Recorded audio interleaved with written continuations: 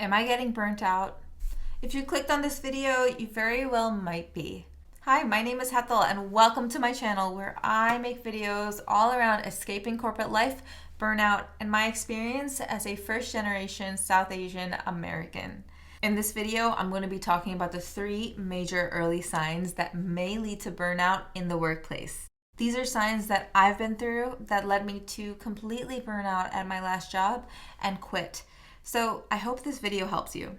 Before we start, I want to thank one of my subscribers, Firelass, for recommending this video topic. If you have a topic that you want me to talk about, please leave it in the comments below. I'd love to hear from you. All right, let's get into it. Early sign number 1, saying yes to everything. Growing up as an Asian American, you may have felt the immense pressure to prove that you can do it. It meaning getting a higher degree or finally landing that job that would appease your family or society in general. And so you finally land that prestigious job and you are so relieved because you finally proved to your family that you could get a job in the first place. But the proving part hasn't ended yet. Now you tell yourself that you need to prove your worth to your new boss. And so you say yes to every task that they throw at you. This is so normal, but it's also very unsustainable. Sooner or later, you'll start to feel as if you're taking advantage of. Or maybe you'll start to feel resentment for taking all of this work on in the first place. This higher workload becomes your baseline. And so when you ask for less work, this could make your superiors think that you're slacking, or maybe you just can't handle the workload in general. To fight this from the very beginning, it is very important to understand what type of workload is sustainable and reasonable for you to do on a day-to-day basis. And make sure to communicate that with your managers. If you do more on certain days, then you would be exceeding expectations in your manager's eyes, and you're doing all of this without burning out. All right, early sign number 2, everyone's doing it. In my last job, one of the things that was required of us was to drive long distances to hospitals that we worked at. I had questioned this from the very beginning, and almost every time that I did, I was hit with everyone does it, so we expect you to do it as well. And when you hear this multiple times, you start to ask yourself if you can do this long term. Because if not, this can certainly lead to burnout. So early on, ask yourself, is this sustainable?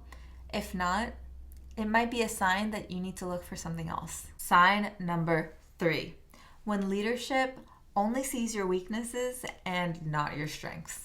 One thing I've noticed in corporate America is the jargon that they use when describing your weakness. They'll say it's an area of opportunity. Who else has heard this before? If you work in tech, maybe you're not the greatest at computer-aided design. Maybe you're not the greatest at coding. Maybe it's just not what you love to do.